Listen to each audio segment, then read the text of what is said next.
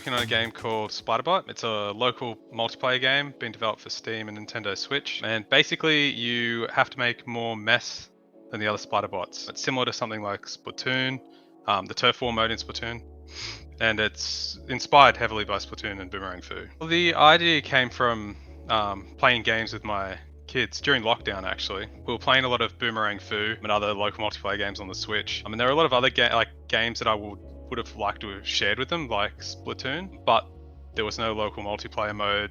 The controls are a bit too advanced for young children or people that don't play games. So that sort of inspired me to be like, so how can I bring this sort of like territory capture mechanic that you have in Splatoon to a simplified top-down local multiplayer game? So I started development in January 2023. That's where I sort of kicked myself into gear and decided it's time to build something. Started off prototyping more of a single player game involving painting with the local multiplayer part in mind as a secondary sort of game mode. But after I prototyped the multiplayer, I realized that that's where this game really needs to be, and focused on that. So yeah, I've been working on it part-time. I work full-time, so I've been working on this during nights and weekends and things. Yeah, for about 2 years almost. So my background is in 3D graphics, which is interesting because I feel like that hasn't really been tested too much with Splatterbot. It's been me mostly exploring,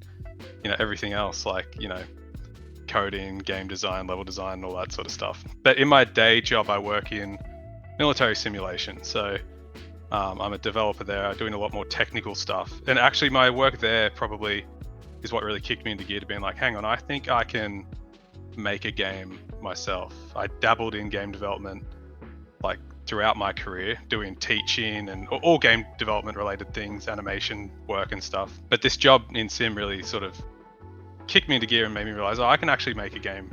I can do it all myself, I think. So I have developed another solo project. It was a mobile game called Toy Designer. And it was more of a model painting AR app than an actual game.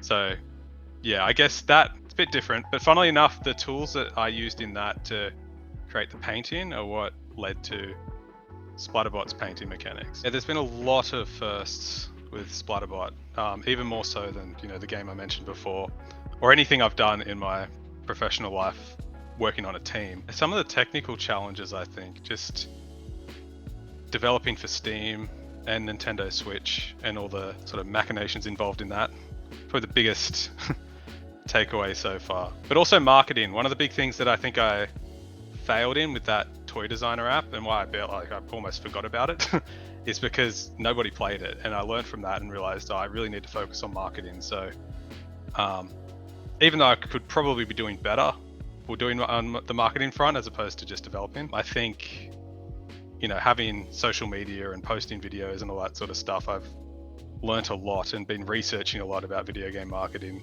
There's definitely days where you don't want to work on your game, but you've just got to, you get started on it and then, it sort of snowballs and then you end up getting a few hours work in. But it is, I don't know, I feel like it hasn't come too unnaturally, just a couple of hours a night. Sometimes you get carried away and end up going to bed a bit later than you would like, but yeah, I think it's actually been balanced pretty well, and that's why I feel like the game could, if I was working on it full time, could have been out in like 6 to 12 months, but I have been taking my time with it because I don't want to burn myself out. In regards to physical events, I've been pretty slack. I've done digital stuff like Next Fest is probably the big one. So that was a few weeks ago.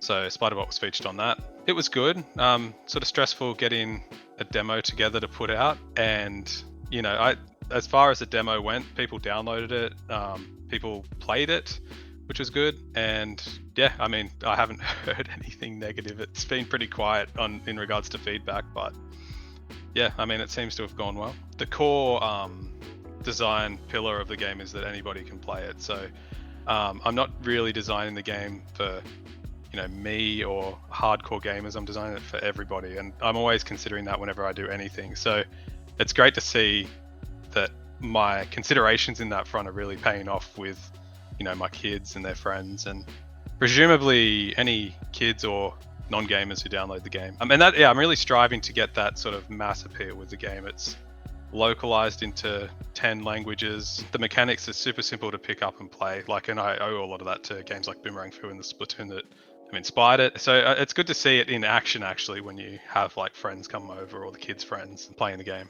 and testing it. So yeah. Do you have a favorite go-to caffeinated beverage? I'm not a big coffee or tea drinker, and I despise energy drinks, but I probably drink way too much like Pepsi Max, Coke Zero. So I'd say that would have to be my go-to.